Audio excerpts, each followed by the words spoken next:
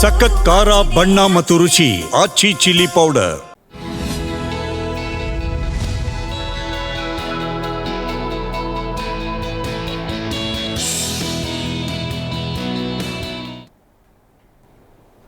ನಮಸ್ಕಾರ. Big boss ಕಥೆ ನಮ್ಮ ಜೊತೆ ವಿಶೇಷ ಕಾರ್ಯಕ್ರಮಕ್ಕೆ ಸ್ವಾಗತ. ನಾನು ದಿವ್ಯಶ್ರೀ ದಾಸ್. ದಿನಕ್ಕೊಂದೊಂದು ಟ್ವಿಸ್ಟ್, ದಿನಕ್ಕೊಂದೊಂದು ಚಾಲೆಂಜಸ್, ಹೊಸ ಟಾಸ್ಕ್ ಜೊತೆಗೆ ಹೊಸ ಗೇಮ್ಗಳ ನಡುವೆ ಒಬ್ಬ ವ್ಯಕ್ತಿ ಅಥವಾ ಒಬ್ಬ ಕಂಟೆಸ್ಟೆಂಟ್ನ ನಿಜವಾದ ವ್ಯಕ್ತಿತ್ವ ಏನು ಅಂತ ಹೇಳಿ ಪ್ರೂವ್ ಮಾಡೋದೇ ಬಿಗ್ ಬಾಸ್ ವೇದಿಕೆ.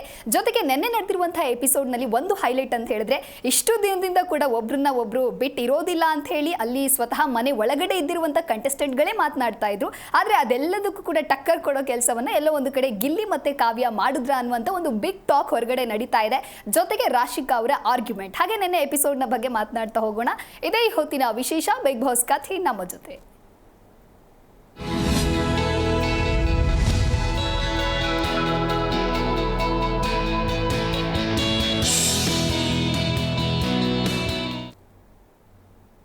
ಸೊ ನೆನೆಯ ಎಪಿಸೋಡ್ನ ಕುರಿತಂತೆ ಮಾತನಾಡೋದಕ್ಕೆ ಸ್ಟುಡಿಯೋದಲ್ಲಿ ಕಲೀಗ್ಸ್ ಜಾಯ್ನ್ ಆಗಿದ್ದಾರೆ. ಸೊ ಬನ್ನಿ ಅವರನ್ನ ವೆಲ್ಕಮ್ ಮಾಡಿಬಿಡೋಣ. ಹೆಲೋ ರಘುವೀರ್, ವೆಲ್ಕಮ್ ಟು ದಿ ಶೋ. ನಮಸ್ತೆ. Hello Patil sir, welcome to the show. Hi madam.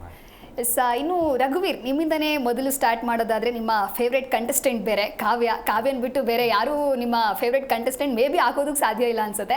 ಆದರೆ ಇಷ್ಟು ದಿನ ಇದ್ದಿದ್ದು ಟಾಕ್ಸ್ಗಳು ಏನು ಅಂತ ಹೇಳಿದ್ರೆ, ಕಾವ್ಯ ಇದ್ರೆ ಮಾತ್ರ ಗಿಲ್ಲಿ, ಗಿಲ್ಲಿ ಇದ್ರೆ ಮಾತ್ರ ಕಾವ್ಯ ಅನ್ನುವಂಥ ಟಾಕ್ಸ್ ಒಳಗಡೆನೂ ಇತ್ತು. ಹೊರಗಡೆ ನೋಡ್ತಾ ಹೋಗೋದಾದರೆ ಗಿಲ್ಲಿ ಕಾವ್ಯ ಇದ್ರೆ ಮಾತ್ರ ಬಿಗ್ ಬಾಸ್ ನೋಡೋದಕ್ಕೆ ಚಂದ ಅನ್ನೋ ಒಂದು ಟಾಕ್ಸ್ ಇತ್ತು. ಸೊ ನಿನ್ನೆ ಆಗಿರುವಂತಹ ಕನ್ವರ್ಸೇಷನ್ ಬಗ್ಗೆ ಏನು ಹೇಳ್ತೀರಾ? ನಾವೇನು ಹೇಳ್ತಾ ಇದ್ದೆ ಅಂದರೆ, ಮೊದಲಿಂದನೂ ಕಾವ್ಯ ಅವರು ಎಲ್ಲಿ ಫೇವ್ರೇಟ್ ಕಂಟೆಸ್ಟೆಂಟ್ ಅಂತ ಹೇಳಿದ್ರು, ಅವರು ಗಿಲ್ಲಿ ಅವ್ರ ಜೊತೆ ಇದ್ರು ಚೆನ್ನಾಗಿ ಅವ್ರ ಆಟನ ಆಡ್ತಾ ಇದ್ರು. ಎಲ್ಲೂ ನಮಗೇನು ಅನಿಸ್ತಾ ಇಲ್ಲ ಕಾವ್ಯ ಅವರು ಗಿಲ್ಲಿ ಅವ್ರ ಮೇಲೆ ಡಿಪೆಂಡ್ ಆಗಿದ್ದಾರೆ ಅಂತಾನು ಅನಿಸ್ತಾ ಇರಲಿಲ್ಲ. ಗಿಲ್ಲಿ ಅವರಿಗೂ ಏನು ಕಾವ್ಯ ಇಲ್ದಿದ್ರೆ ಅವ್ರ ಜೊತೆನೆ ಅವ್ರ ಮಾತು ಕೇಳ್ಕೊಂಡೆ ಆಟ ಆಡ್ತಿದ್ದಾರೆ ಅಂತ ಎಲ್ಲೂ ಅನಿಸಿಲ್ಲ. ಅವರಿಬ್ಬರು ಇಂಡಿವಿಜುವಲ್ ಆಗಿ ಬೇರೆ ಬೇರೆ ಆಟನೇ ಆಡ್ತಾ ಇದ್ದಾರೆ. ಆದರೆ ಮನೆಯವರು ಏನು ಡೈಲಿ ಬಂದು ಕಾವ್ಯ ಗಿಲ್ಲಿ ಅಂತ ಏನು ಅವ್ರ ಮೇಲೆ ಆರೋಪ ಮಾಡ್ತಾ ಇದ್ರು, ಅವರಿಬ್ಬರು ಟೀಮ್ ಆಗಿ ಆಡ್ತಿದ್ದಾರೆ, ಜಂಟಿಯಾಗಿ ಆಡ್ತಾ ಇದ್ದಾರೆ ಅಂತ ನೀವು ಹೇಳ್ತಾ ಇದ್ದಾರಲ್ಲ, ಅದರಿಂದ ಹೊರಬರಲಿಕ್ಕೆ ಕಾವ್ಯ ಅವರು ನಿನ್ನೆ ಒಂದು ಏನು ಮಾತಾಡಿದ್ರಲ್ಲ, ಅದೊಂದು ಕಡೆ ಹೌದು. ಯಾಕಂದರೆ ಇನ್ನೂ ತನಕ ಅವರಿಗೆ ಹೊರಗಡೆಯಿಂದ ಏನೂ ಒಂದು ಮೆಸೇಜ್ ಹೋಗಿಲ್ಲ, ಸುದೀಪ್ ಸರಿಂದ ಹೋಗಿಲ್ಲ. ಅದಕ್ಕೆ ಅವ್ರು ಬೇಗ ಆ ರೀತಿ ಡಿಸಿಷನ್ ತಗೊಂಡಿರೋದು ಎಲ್ಲೊಂದು ಕಡೆ ಸರಿ ಆಗಲಿಲ್ಲ ಅನ್ಕೊಂತೀನಿ. ಯಾಕಂದರೆ ಅವರು ಹೀಗೆ ಕಾವ್ಯ ಡಿಸಿಷನ್ ರಾಂಗ್ ಅಂತ ಹೇಳ್ತಿದ್ರು. ರಾಂಗ್ ಅಂತ ಹೇಳೋಕ್ಕಿಂತ ಅವ್ರು ಬೇಗ ಡಿಸಿಷನ್ ತಗೊಳ್ಬಾರ್ದಿತ್ತು. ಯಾಕಂದರೆ ಗಿಲ್ಲಿಯವರಿಗೂ ಅದೊಂದು ಸ್ವಲ್ಪ ಬೇಜಾರಾಯಿತು ಅನ್ಕೊಂತೀನಿ. ಅವರು ಏನು ಹೇಳ್ತಾ ಇದ್ದಾರೆ ಅಂದರೆ, ಇಲ್ಲ ಮಾತಾಡೋದೇ ಬೇಡ ಅಂತ. ಹೀಗೆಲ್ಲ ಆಡಿದ್ರೆ ಅವ್ರ ಆಟಕ್ಕೆ ಒಂದು ಸ್ವಲ್ಪ ಹಿಂದೇಟ್ ಬೀಳ್ಬೋದು ಅಂತ. ನಿಮ್ಮ ಪ್ರಕಾರ ಅದು ಕಂಟಿನ್ಯೂ ಆಗುತ್ತಾ ಅಥವಾ ನೆನ್ನೆ ಜಸ್ಟ್ ಟಾಕ್ಸಿಗೆ ಹೇಳಿರೋದ ಅಂತ? ಮುಂದೆ ಆಗೋದಿಲ್ಲ. ಅವ್ರು ಇಬ್ರು ಮಾತಾಡ್ತಾರೆ, ಒಳ್ಳೆ ಫ್ರೆಂಡ್ಸ್ ಅವರು. ಅದರಿಂದ ಅವ್ರ ಆಟ ಹೀಗೆ ಮುಂದುವರಿಯುತ್ತೆ. ಅವರಿಬ್ರು ಚೆನ್ನಾಗಿ ಆಟ ಆಡಿದ್ರೆ ಜನರಿಗೂ ಅವ್ರ ಇಷ್ಟ, ಅವರಿಬ್ರು ಪೇರ್ಗಳು ಜನರಿಗೂ ಇಷ್ಟ ಆಗಿದೆ. ಅವರು ಒಟ್ಟಿಗೆ ಇದ್ರೆ ಅವರಿಬ್ಬರಿಗೂ ಒಂದು ಪ್ಲಸ್ ಪಾಯಿಂಟ್ ಆಗುತ್ತೆ. ಅದು ಬಿಟ್ಟು ಅವ್ರು ಏನು ಫ್ರೆಂಡ್ಶಿಪ್ ಅನ್ನೋದಿದೆಯಲ್ಲ, ಅದು ಫೇಕ್ ಅಂತ ನಮ್ಗೆಲ್ಲೂ ಅನ್ಸಿಲ್ಲ.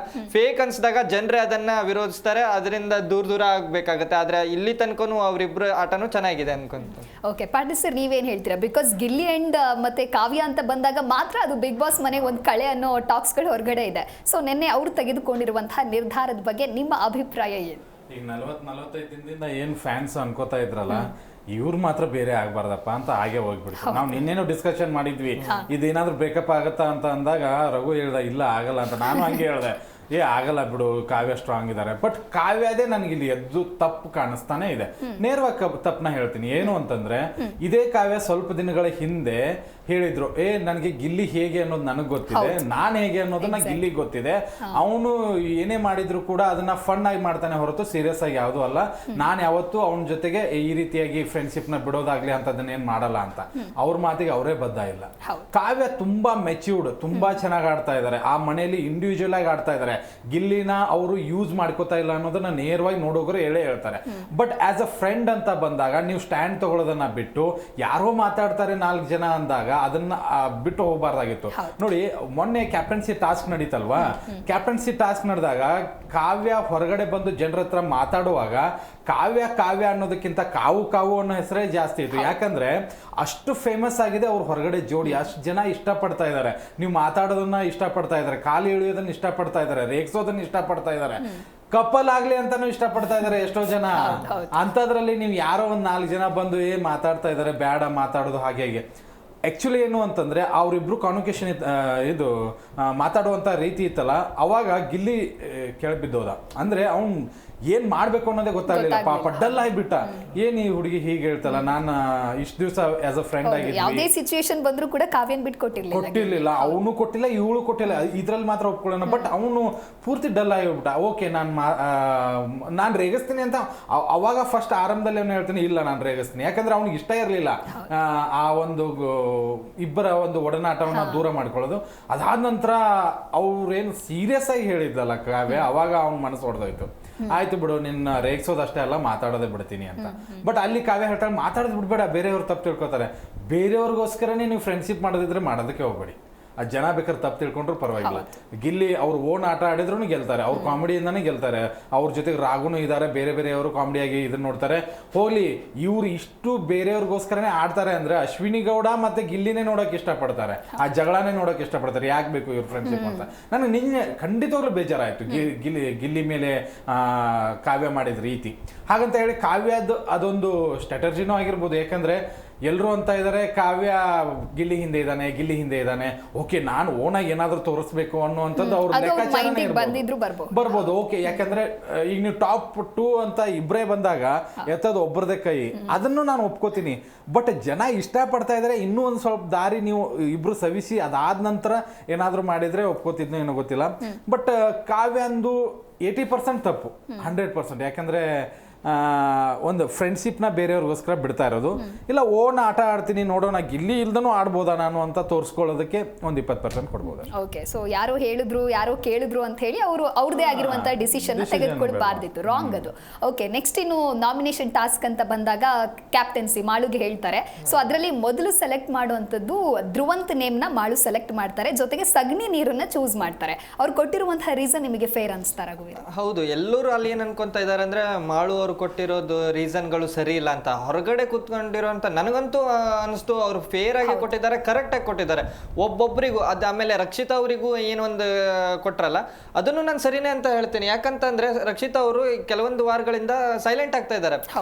ಎಲ್ಲಿ ಅವರು ಒಂದು ಸ್ಕ್ರೀನ್ ಟೈಮ್ ಸಿಗ್ತೈತಲ್ಲ, ಅದನ್ನ ಕಡಿಮೆ ಆಗ್ತಾ ಬಂದಿದೆ. ಯಾಕಂದ್ರೆ ರಕ್ಷಿತಾ ಅವ್ರು ಕಾಣಿಸ್ಕೊಳೋದು ಕಡಿಮೆ ಆಗ್ತಿದೆ. ಯಾಕಂದ್ರೆ ಜಗಳ ಅಂತ ಬಂದಾಗ ಅವರು ಅಶ್ವಿನಿ ಗೌಡ ಅವರನ್ನ ಎದುರಾಕೊಂಡಿದ್ರು, ಅದನ್ನ ಹೊರತುಪಡಿಸಿ ಅವ್ರ ಟಾಸ್ಕ್ ಬೇರೆ ಒಂದು ವಿಚಾರದಲ್ಲೂ ಅವರು ಕಾಣಿಸ್ಕೊಳ್ತಿದ್ರು. ಮಲ್ಲಮ್ಮನ ಜೊತೆ ಮಾತಾಡುವಂತ ಒಂದು ಸನ್ನಿವೇಶಗಳನ್ನ ನೋಡ್ತಿದ್ವಿ. ಅದೇ ರೀತಿ ತುಂಬಾ ಒಂದು ಸ್ಕ್ರೀನ್ ಟೈಮ್ ಸಿಗ್ತಾ ಇತ್ತು, ಆದ್ರೆ ಎಲ್ಲೋ ಒಂದ್ ಕಡೆ ಕಡಿಮೆ ಆಗ್ತಿತ್ತು. ಆ ಒಂದು ರೀತಿಯಲ್ಲಿ ಹೇಳಕ್ ಬಂದ್ರೆ ರಕ್ಷಿತಾ ಶೆಟ್ಟಿ ಅವರಿಗೂ ಕೊಟ್ಟಿರೋದು ಸರಿ ಇದೆ.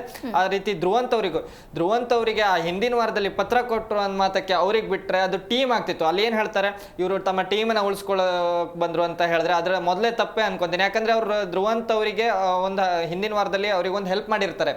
ಅದರ ಹೊರತಾಗಿನೂ ಅವರು ತಪ್ಪಂತ ಹೇಳಿ ಅವರಿಗೆ ಏನಂತ ರಕ್ಷಿತಾನ್ ವಿಚಾರದಲ್ಲಾಗಿರ್ಬೋದು ಅವರು ಪರ್ಸನಲ್ ಆಗಿ ಅಟ್ಯಾಕ್ ಮಾಡ್ತಿದ್ರು. ಆ ಒಂದು ವಿಚಾರಕ್ಕೆ ಅವರಿಗೆ ಸಗಣಿ ನೀರು ಕೊಡ್ತಾರೆ. ಕಾಕ್ರೋಚ್ ಸುಧೀರ್ ಅವರಿಗೂ ಕೊಟ್ಟಿರೋದು ಸರಿಯಾದ ನಿರ್ಧಾರನೇ ಅನ್ಕೊಂತೀನಿ. ಅವ್ರು ಕೊಟ್ಟಿರೋ ನಿರ್ಧಾರದಲ್ಲಿ ಏನೂ ತಪ್ಪಿಲ್ಲ. ಅವರಲ್ಲಿ ಕಂಟೆಸ್ಟೆಂಟ್ ಆಗಿ ಯಾವ ರೀತಿ ಆಟ ಆಡ್ತಿದ್ದಾರೆ ಅದನ್ನ ಮೇಲೆ ನನಗೆ ಅವ್ರ ಏನು ಒಪಿನಿಯನ್ ಕೊಡೋಕ್ಕೆ ಹಿಂದೇಟು ಹಾಕ್ತಿದ್ರು ಅಂತ ಏನು ಅವ್ರ ಮೇಲೆ ಒಂದು ಆಪಾದನೆ ಇತ್ತಲ್ಲ, ಅದನ್ನು ಅವರು ನಿನ್ನೆ ಆ ಒಂದು ಆಪಾದನೆನ ತೊಡೆದು ಹಾಕಿದ್ರು ಅನ್ಕೊಂತೀನಿ. ಯಾಕಂದ್ರೆ ಅವ್ರು ಏನ್ ಹೇಳ್ಬೇಕಿತ್ತಲ್ಲ ಕರೆಕ್ಟ್ ಆಗಿ ಉತ್ತರ ಕೊಟ್ರು.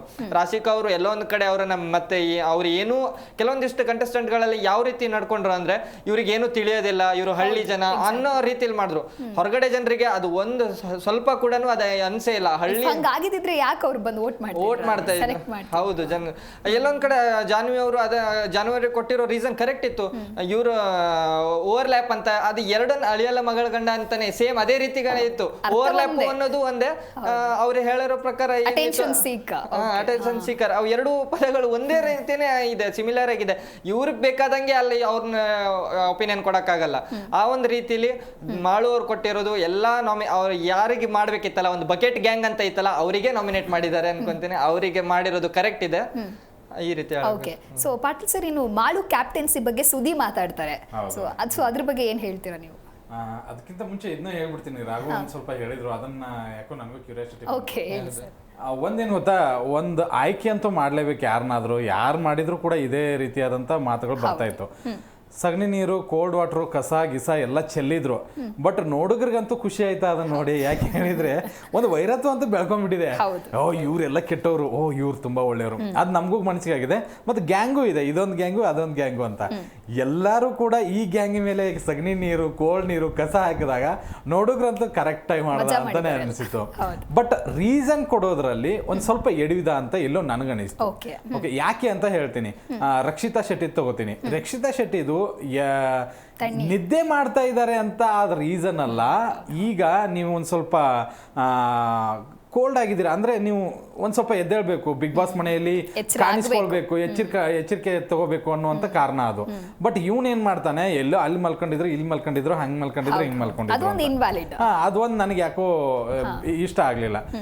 ಇನ್ನು ಕಸ ವಿಚಾರದಲ್ಲಿ ಕರೆಕ್ಟ್ ಆಗಿ ಕೊಟ್ಟಿದ್ದಾರೆ, ಆದ್ರೆ ರೀಸನ್ ಹೇಳುವಾಗ ಅದು ಒಂದ್ ಸ್ವಲ್ಪ ಮಿಸ್ಟೇಕ್ ಆಯ್ತು. ಅಲ್ಲಿ 2 ತಾಸು ಇರ್ತಾರೆ, ಇಲ್ಲಿ 2 ತಾಸು ಇರ್ತಾರೆ, ಹಾಗೆ ಹೀಗೆ ಅಂತ. ಅದಕ್ಕೆ ಹೇಳೋದಕ್ಕಿಂತ ಇವರು ತುಂಬಾ ಜಗಳ ಆಡ್ತಾರೆ. ಆ ಒಂದು ಟಾಸ್ಕ್ ಅಂತ ಬಂದ ತಕ್ಷಣ ತಮ್ಮದೇ ನಿಲ್ಲು ತಗೋತಾರೆ, ಬೇರೆಯವ್ರನ್ನ ಯಾರು ಇದನ್ನ ಮಾಡಲ್ಲ. ಜನ ಇವ್ರನ್ನ ಹೊರಗೆ ಹಾಕೋದಕ್ಕೆ ಪ್ರಯತ್ನ ಪಡ್ತಾ ಇದ್ದಾರೆ. ಇವರು ಮನೆಯಿಂದ ಹೊರಗಡೆ ಹೋಗ್ಬೇಕು, ಕಸಾನು ಹೊರಗಡೆ ಹೋಗುತ್ತೆ, ಇವರು ಹೊರಗಡೆ ಹೋಗ್ಲಿ, ಈ ತರ ಕೊಟ್ಟಿದ್ರೆ ಹಂಗಂತ ಹೇಳಿ ಪಾಪ ಮಾಳು ಮಾತಾಡಕ್ ಬರಲ್ಲ. ಒಂದ್ ಸ್ವಲ್ಪ ಗಾಬರಿ ಆಗಿಬಿಟ್ರು. ಸಡನ್ಲಿ ಏನು ಮರ ಇಷ್ಟು ಒಬ್ಬರಿಗೆ ನಾಮಿನೇಟ್ ಮಾಡೋದಕ್ಕೆ ಎಲ್ರಿಗೂ ಕೈಕಾಲು ನಡಗತ್ತೆ. ಇನ್ನು ಪಾಪ ಅವ್ನು 6 ಜನರನ್ನ ನಾಮಿನೇಟ್ ಮಾಡ್ಬೇಕು. ಕೊನೆಗೂ ಕೊಟ್ಟರು, ಸಗಣಿನೂ ಕರೆಕ್ಟಾಗಿ ಕೊಟ್ಟಿದ್ದಾರೆ, ಎಲ್ಲ ಕರೆಕ್ಟಾಗಿ ಕೊಟ್ಟಿದ್ದಾರೆ, ಅದರಲ್ಲಿ ಏನು ಡೌಟೇ ಇಲ್ಲ. ಆಮೇಲೆ ಸುದಿ ಒಂದು ಕ್ಯಾಪ್ಟನ್ಸಿ ಬಗ್ಗೆ ನೀವು ಒಳ್ಳೆ ಪ್ರಶ್ನೆ ಕೇಳಿದ್ರಿ. ಇದು ಸುದಿ ಮಾಳುನ ಕ್ಯಾಪ್ಟನ್ ಮಾಡೋದಕ್ಕೆ ಧ್ರುವಂತ ಕಾರಣ, ನಾನ್ ಕಾರಣ ಅಂತ ಹೇಳಿದ್ರು. ಇದೇ ಸುದಿ ಕ್ಯಾಪ್ಟನ್ ಮೊದಲು ಫಿನಾಲೆ ಗೆಲ್ಲಬೇಕಾದ್ರೆ, ಸ್ಮಾಲ್ ಫಿನಾಲೆ ಗೆಲ್ಲಬೇಕಾದ್ರೆ ಇದೇ ಮಾಳು ಕಾರಣ ಆಗಿದ್ದ. ಇದೇ ಮಾಳುನ ನಾಮಿನೇಟ್ ಮಾಡ್ತಾರೆ ಆ ಹಗ್ಗ ಸುತ್ತಿ ಬರೋ ಟಾಸ್ಕ್ ಅಲ್ಲಿ. ಆತನಿಗೆ ಕೊಡದೇ ಇರುವಂತ ವ್ಯಾಲ್ಯೂ ಮತ್ತೆ ಇಲ್ಲಿ ಯಾಕೆ ಇವ್ರು ಎಕ್ಸ್ಪೆಕ್ಟ್ ಮಾಡ್ಬೇಕು ಅಲ್ವಾ? ಸುಮ್ನೆ ಮಾತಾಡ್ಬೇಕು ಅಂತ ಮಾತಾಡ್ತಾನೆ ಈ ಸುದಿ.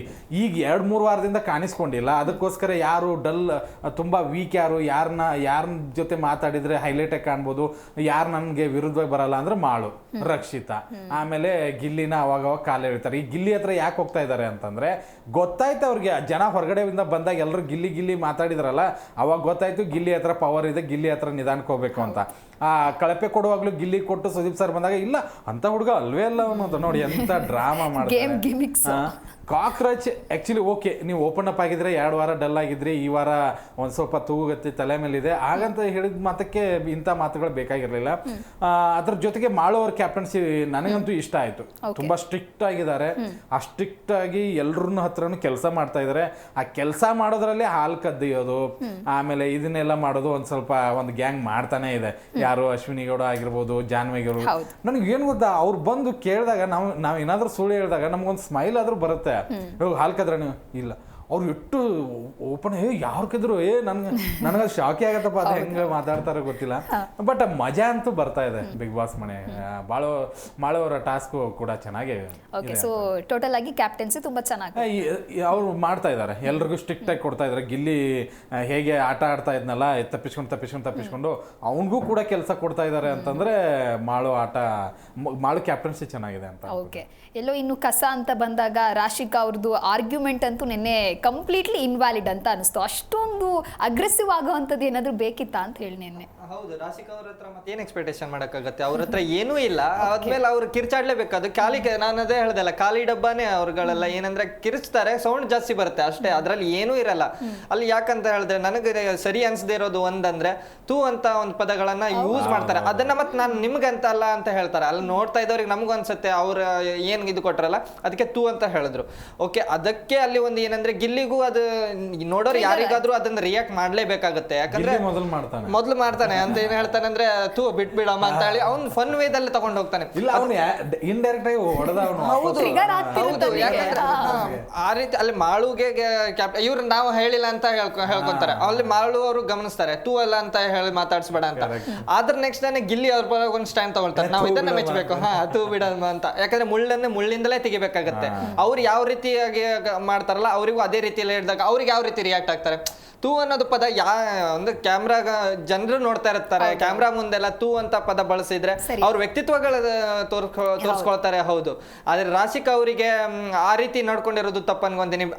ಏನೇ ಒಂದು ರೀಸನ್ ಅವ್ರು ಏನಂತಾರೆ, ಬೇರೆ ಅವ್ರಿಗೆ ಏನೇ ರೀಸನ್ ಕೊಟ್ಟರು ನಮ್ಮ ಗುಂಪಿನ ಪರವಾಗಿ ವಿರುದ್ಧವಾಗಿದ್ದಾರೆ, ನಮ್ಮ ಬೇರೆಯವ್ರ ಗುಂಪು ಅಂದ್ರೆ ನೀವು ಒಪ್ಕೊಂಡ್ರೆ ಅಂತ ಆಯ್ತು, ಇಲ್ಲಿ ನಿಮ್ ಗುಂಪನ್ನೇ ನೀವು ನಾಮಿನೇಟ್ ಮಾಡಿದೆ ಅಂತ ಆ ಒಂದು ಗುಂಪು ಇದೆ. ಆದ್ರೆ ಆ ಗುಂಪನ್ನ ಬಿಟ್ಟು ಬೇರೆಯವ್ರ ಮೇಲೆ ಬೆರಳು ತೋರಿಸ್ತಾ ಇರ್ತಾರೆ. ನಿಮ್ಮ ತಟ್ಟೆಲೆ ಇಲ್ಲಿ ಕೆಲವೊಂದಿಷ್ಟು ತೊಂದರೆಗಳಿದಾವೆ, ನೀವು ಬೇರೆಯವ್ರ ತಟ್ಟೆ ಯಾಕೆ ನೋಡಕ್ ಹೋಗ್ತಿದ್ದೀರಾ? ನಿಮ್ಮದನ್ನ ನೀವು ಸರಿಪಡಿಸ್ಕೊಂಡ್ರೆ ಚೆನ್ನಾಗಿರುತ್ತೆ ಆಟ. ಇವ್ರೆಲ್ಲದ್ರಲ್ಲೂ ಕಿರ್ಚೆ ಮಾಡ್ಬೇಕು. ಈಗ ಮಾಡುವವರು ಒಂದು ಒಪಿನಿಯನ್ ಕೊಟ್ಟಿದ್ದಾರೆ, ಅವ್ರು ಯಾವ ರೀತಿ ಒಪಿನಿಯನ್ ಕೊಟ್ಟಿದ್ದಾರೆ ಅದು ಅವ್ರಿಗೆ ಬಿಟ್ಟಿರೋದು. ಇಲ್ಲಿ ಇವ್ರು ಕೊಟ್ಟಿರೋದು ಎಲ್ಲ ಒಪಿನಿಯನ್ಗಳು ಸರಿ ಇದ್ವಾ? ಇಲ್ಲ. ಇವರು ಹಿಂದಿನ ವಾರಗಳಲ್ಲಿ ಕಿಚ್ಚ ಸುದೀಪ್ ಅವರಿಂದ ಕ್ಲಾಸ್ ತಗೊಂಡಿದ್ದಾರೆ. ಅದರನ್ನ ಇವ್ರು ಮಾತ್ರ ಹೇಗ್ ಬೇಕಾದ್ರೆ ಇರ್ಬೋದು, ಬೇರೆಯವ್ರ ಮಾತ್ರ ಪರ್ಫೆಕ್ಟ್ ಇರ್ಬೇಕು. ಅದ್ ಯಾವ ರೀತಿ ಆಟ ಆಗಿರುತ್ತೆ ಇವ್ರದ್ದು? ರಾಶಿಕಾ ಹೇಗೆ ಗೊತ್ತಾ, ನನ್ನ ನಾಮಿನೇಷನ್ ಮಾಡಿಬಿಟ್ರ ಮಾಡಿದ ಈ ಲೆವೆಲ್ಗೆ. ಅಂದ್ರೆ ಅವ್ರನ್ನ ಯಾರು ಟಚ್ ಮಾಡಿಲ್ಲ, ಅವ್ರ ಬೆಸ್ಟ್ ಪರ್ಫಾರ್ಮರ್ ಈ ಬಿಗ್ ಬಾಸ್ ಮನೆಯಲ್ಲಿ ಅವರೇ ಟಾಪ್ ಅಲ್ಲಿ ಇದ್ದಾರೆ ಅನ್ನುವಂತ ಮೈಂಡ್ ಸೆಟ್ ಅಲ್ಲಿ ಇದ್ದಾರೆ. ಟಾಸ್ಕ್ ಅಂತ ಬಂದ್ರೆ ಆ ಹುಡುಗಿ ಚೆನ್ನಾಗ್ ಆಡತ್ತೆ, ನಾನು ಈಗಲೂ ಒಪ್ಕೋತೀನಿ. ಬಟ್ ಅಲ್ಲಿರುವಂತ ಕಿತಾಪತಿಗಳು ಇದಾವಲ್ಲ ಕೆಲವೊಂದು, ಅದು ಜನರಿಗೆ ಇಷ್ಟ ಆಗ್ತಾ ಇಲ್ಲ. ತಂದಾಕೋದು. ಆಮೇಲೆ ಈಗ ನೋಡಿ ಸೂರಜ್ ಜೊತೆ ಚೆನ್ನಾಗೇ ಇದ್ರು, ಒಂದ್ ವಾರ ಫುಲ್ ಕುಚು ಏನು ಯಪ್ಪ ನೋಡಕ್ ಆಗ್ಲಿಲ್ಲ ಅದನ್ನ ಎರಡು ಕಣ್ಣಿಂದ. ಅದಾದ ನಂತರ ಒಂದೇ ವಾರಕ್ಕೆ ಸುದೀಪ್ ಸರ್ ಇಲ್ಲೇನ್ ಮದುವೆ ಮಾಡ್ಕೊಂಡ್ ಬಂದಿರ, ಸಡನ್ ಚೇಂಜ್. ಓಕೆ, ಅದಾದ್ಮೇಲೆ ನಿನ್ನೆ ಮತ್ತೆ ಹೋಗಿ ಅವ್ರ ಹತ್ರನೇ ಕಂಪ್ಲೇಂಟ್ ಅವ್ರ ಹತ್ರನೇ ಕಂಪ್ಲೇಂಟ್. ನೋಡಿ ಎಷ್ಟು ಚೆನ್ನಾಗಿ. ಧ್ರುವಂತಂದೊಂದು ಹೇಳಬೇಕು ನಾನು, ಧ್ರುವಂತಂದೊಂದು ಇನ್ಸಿಡೆಂಟ್ ಆಯ್ತು ರಾಶಿಕಾ ಜೊತೆಗೆ. ಧ್ರುವಂತ್ ಹೀರೋನ ಹಾಗೆ ಹೀಗೆ ಎಲ್ಲ ಮೊನ್ನೆ ನಡೀತದು. ಓಕೆ, ನಿನ್ನೆ ಅದಕ್ಕೊಂದು ಧ್ರುವಂತ್ ಕ್ಲಾರಿಫಿಕೇಶನ್ ಕೊಡ್ತಾನೆ. ನನಗದೆಲ್ಲೋ ಫ್ಲಾಶ್ ಹೊಡೀತು. ಧ್ರುವಂತನ್ ಬೆಲ್ಟ್ ಇವ್ರು ಇಟ್ಕೊಂಡಿದ್ದಾರೆ, ಮತ್ತೆ ಇನ್ನೊಂದು ಯಾವ್ದೋ ಒಂದು ವಸ್ತು ಇಟ್ಕೊಂಡಿದ್ದಾರೆ, ಯಾಕನ್ನೋದೇ ಗೊತ್ತಾಗ್ಲಿಲ್ಲ. ಧ್ರುವಂತನ ವಸ್ತು ಇವ್ರ ಹತ್ರ ಯಾಕೆ? ಹಾಗಿದ್ರೆ ಇಷ್ಟಪಡ್ತಾ ಇದ್ರ? ಒಂದು ಕ್ವಶನ್ ಮಾರ್ಕ್ ನಂದು. ಅದನ್ನ ಧ್ರುವಂತ್ ಹೇಳಿ ತಪ್ಪಲ್ಲ ಅಂತ ಅನಿಸ್ತು ನನಗೆ ಆಮೇಲೆ. ಓಕೆ, ನೀವೇ ಆತನ ನನಗೆ ಈ ಮನೆಯಲ್ಲಿ ತುಂಬಾ ಇಷ್ಟ ಆಗ್ತಾ ಇರೋರು ಅಂದ್ರೆ ನೀವೇ. ಅದು ಯಾರಿಗಾದ್ರೂ ಗೊತ್ತಾಗತ್ತೆ, ಓಕೆ ಇವಳು ಏನೋ ಕಾಳಾಗ್ತಾ ಇದ್ದಾಳ ನನಗೆ ಅನ್ನೋ ತರ. ಹಂಗಾದಾಗ ಓಕೆ, ಅಲ್ಲಿಗೆ ಮುಗ್ದಿರ್ಲಿಲ್ಲ ಅದು. ಅವ್ನ್ ಬೆಲ್ಟ್ ಇಟ್ಕೊಂಡ, ಅವ್ನ್ ಯಾವ್ದಾದ್ರು ವಸ್ತು ಇಟ್ಕೊಂಡ, ಅದನ್ನೆಲ್ಲ ಲವರ್ಸ್ ಮಾಡ್ತಾರೆ. ಅವ್ನೇನಾದ್ರು ಗಿಫ್ಟ್ ಕೊಟ್ರೆ ಅವ್ನದೇನಾದ್ರು ವಸ್ತು ಇಟ್ಕೊಳ್ಳೋದು, ಅದನ್ನ ಇವ್ರು ಹಿಂಗ್ ಮಾಡ್ತಾ ಇದಾರೆ ಅಂದ್ರೆ ಅಲ್ಲಿ ಏನೋ ಇದೆ ಅಂದಂಗ ಆಯ್ತು. ನನಗೆ ಯಾಕೋ ಮೊನ್ನೆ ನಾನು ಧ್ರುವಂತಕ್ಕೆ ಬೈದಿದ್ದೆ, ಆಕ್ಚುಲಿ ಅವ್ನು ಹಂಗೆ ಹುಡುಗಿಯರ ಬಗ್ಗೆ ಮಾತಾಡಬಾರ್ದು ಹಾಗೆ ಅಂತ ನಿನ್ನೆ ಬೈದಿದ್ದೆ. ಬಟ್ ಈಗ ಹೇಳ್ತೀನಿ, ಸುದೀಪ್ ಸರ್ ಕ್ಲಾರಿಟಿ ಕೊಡೋ ತನಕನೂ ಇದ್ರಲ್ಲಿ ಏನೋ ಒಂದು ಗೋಲ್ಮಾಲ್ ಇದೆ, ಎಲ್ಲೋ ರಾಶಿಕಾ ಅವ್ರದ್ದು ಎಲ್ಲೋ ತಪ್ಪಿದೆ, ಅದಕ್ಕೆ ಧ್ರುವಂತ್ ಮಾತಾಡಿದ್ದಾರೆ ಅಂತಾನೆ ಅನಿಸ್ತು ನನಗೆ. ಓಕೆ ಪಾಟೀಲ್ ಸರ್, ಇನ್ನು ಫೇವ್ರೆಟ್ ಕಂಟೆಸ್ಟೆಂಟ್ ಅಂತ ಬಂದಾಗ ನೀವು ಯಾರನ್ನ ಚೂಸ್ ಮಾಡ್ತೀರಾ? ನನಗೆ ಫೇವ್ರೇಟ್ ಅಂದ್ರೆ ಸ್ಪಂದನ. ಬಟ್ ಸ್ಪಂದನ ಗೆಲ್ಲಲ್ಲ ಅನ್ನೋದು ಗೊತ್ತು ನನಗೆ. ಯಾಕಂದ್ರೆ ಆಕಿ ಯಾವತ್ತು ಅವ್ರ ಕ್ಯಾರೆಕ್ಟರ್ನ ಚೇಂಜ್ ಮಾಡ್ಕೊಂಡಿಲ್ಲ. ಆರಂಭದಿಂದನೂ ಹಿಡಿದು ಇಲ್ಲಿ ತನಕನೂ ಕೂಡ ಇಲ್ಲಿ ಫ್ಲರ್ಟ್ ಮಾಡೋದಕ್ಕೆ ಪ್ರಯತ್ನ ಪಟ್ಟಿಲ್ಲ. ಆಸ್ ಅ ಫ್ರೆಂಡ್ ಆಗಿ ಎಲ್ಲರ ಜೊತೆನೂ ಚೆನ್ನಾಗಿರ್ತಾರೆ. ಇದು ಬಿಗ್ ಬಾಸ್ ಅಂದ ತಕ್ಷಣ ವ್ಯಕ್ತಿತ್ವದ ಆಟ. ಅವ್ರ ವ್ಯಕ್ತಿತ್ವ ಕರೆಕ್ಟ್ ಆಗಿ ನನ್ಗೆ ಕಾಣಿಸ್ಕೊಳ್ತಾ ಇದೆ. ಬೇರೆ ಈಗ ನೋಡಿ, ನನಗೆ ಕಾವ್ಯ ಇತ್ತು, ಆಕ್ಚುಲಿ ಕಾವ್ಯನೂ ನನಗೆ ತುಂಬಾ ಇಷ್ಟ ಆಗಿದ್ರು. ಬಟ್ ನಿನ್ನೆ ಮಾಡಿದ್ರು ರೀತಿ ನೋಡಿದ್ರೆ ನನಗೆ ಅದು ಡಿಲೀಟ್ ಆಗಿಬಿಡ್ತು. ಗಿಲ್ಲಿ ಆಸ್ ಅ ವಿನ್ನರ್ ಆಗಿ ನಾನು ನೋಡ್ತಾ ಇದ್ದೀನಿ, ಫೇವ್ರೇಟ್ ಕಂಟೆಸ್ಟೆಂಟ್, ಅದರಲ್ಲಂತೂ ಡೌಟ್ ಇಲ್ಲ. ಬಟ್ ಸ್ಪಂದನ ಗೇಮ್ ಅಂತ ಬಂದಾಗ ಹಿಂದೆ ಇರಬಹುದು, ಬಟ್ ವ್ಯಕ್ತಿತ್ವದ ಆಟ ಅಂತ ಬಂದಾಗ ಆ ಹುಡುಗಿ ಮುಂದೆ ಇದೆ. ಫೇಕ್ ಅಲ್ಲ, ನೇರವಾಗಿದ್ದಾರೆ, ನಗ್ತಾರೆ, ಎಲ್ರ ಜೊತೆ ಬೆರೀತಾರೆ, ಯಾರ್ದಾದ್ರೂ ತಪ್ಪಿದ್ರೆ ಹೋಗಿ ಹೇಳ್ತಾರೆ. ಅದರಲ್ಲೂ ಅಭಿಷೇಕ್ ಜೊತೆಗೆ ಮತ್ತೆ ಇನ್ನೊಬ್ರು ಧನುಷ್ ಜೊತೆಗೆ ತುಂಬಾ ಚೆನ್ನಾಗಿರ್ತಾರೆ. ಅಲ್ಲೂ ಕೂಡ ಎಲ್ಲೂ ಕ್ಲೋಸ್ ಆಗಿ ಅದನ್ನ ಯೂಸ್ ಮಾಡ್ಕೊಳ್ಳೋಣ ಅಂತದ್ದು ನನಗೆ ಎಲ್ಲೂ ಕಂಡಿಲ್ಲ. ನನಗೆ ಸ್ಪಂದನ ಇಷ್ಟ ಆಗ್ತಾರೆ. ಓಕೆ ರಘುವೀರ್, ನಿಮ್ಮ ಪರ್ಸನಲ್ ಒಪಿನಿಯನ್ ಏನು, ಯಾರು ಫೇಕ್ ಅಂತ ಹೇಳಿ ಬಿಗ್ ಬಾಸ್ ಮನೆ? ನನ್ನ ಪ್ರಕಾರ ರಾಶಿಕಾ ಅವರು ಫೇಕ್. ಅವರು ಯಾಕಂದ್ರೆ ಆ ಫೇಕ್ ಅನ್ನೋದು ಆಟ ಆಡಿ ಅವರು ಪ್ರೂವ್ ಮಾಡ್ಕೊಂಡ್ರು. ಮತ್ತೆ ವಿಕ್ಟಿಮ್ ಕಾರ್ಡ್ ತರ ಪೋರ್ಟ್ರೇ ಮಾಡ್ಕೊಂತಾರೆ. ಎಲ್ಲಾನು ನನ್ನ ಮೇಲೆ ತಪ್ಪಾಗ್ತಾ ಇದೆ, ನನ್ಗೆ ಎಲ್ಲರೂ ಟಾರ್ಗೆಟ್ ಮಾಡ್ತಿದ್ದಾರೆ. ಇವ್ರು ಹೋಗಿ ಅವರನ್ನ ಹಿಟ್ ಅಂಡ್ ರನ್ ಮಾಡ್ತಾರೆ. ಅವ್ರು ಅದನ್ನ ಅವ್ರು ಏನಾದ್ರು ಅದಕ್ಕೆ ರಿಯಾಕ್ಟ್ ಮಾಡಿದ್ದು ವಿಕ್ಟಿಮ್ ಕಾರ್ಡ್ ತರ ನನ್ಗೆ ಅವರು ಇದ್ ಮಾಡಿದ್ರು, ಸ್ಟೂಡೆಂಟ್ ಆಫ್ ದಿ ವೀಕ್ ನನಗೆ ಬೇಕಂತಾನೆ ತಪ್ಪಿದ್ರು.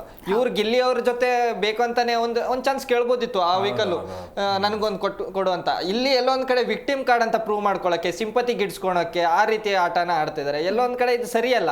ಈ ಆಟ ಬಿಟ್ಟು ಅವ್ರು ಇದ್ ಮಾಡಿದ್ರೆ, ಫೇಕ್ ಅನ್ನೋ ಆಟ ಬಿಟ್ಟು ರಿಯಲ್ ಆಟ ಆಡಿದ್ರೆ ಎಂತವ್ರು ಅವರನ್ನ ಅಕ್ಸೆಪ್ಟ್ ಮಾಡ್ತಾರೆ. ಯಾಕಂದ್ರೆ ಹಿಂದಿನ ನಾವು ಸೀಸನ್ಗಳಲ್ಲೂ ನೋಡಿರ್ತೀವಿ, ಮೊದ್ಲೆರಡು ವಾರ ಅವರ ಮೇಲೆ ಏನು ಸಿಕ್ಕಾಪಟ್ಟೆ ಜನರು ಟ್ರೋಲ್ ಮಾಡ್ತಾರೆ, ಇದ್ ಮಾಡ್ತಾರೆ. ಆದ್ರೆ ಹೋಗ್ತಾ ಹೋಗ್ತಾ ಜನರು ಅವರನ್ನ ಇಷ್ಟಪಡಕ್ ಮಾಡ್ತಾರೆ.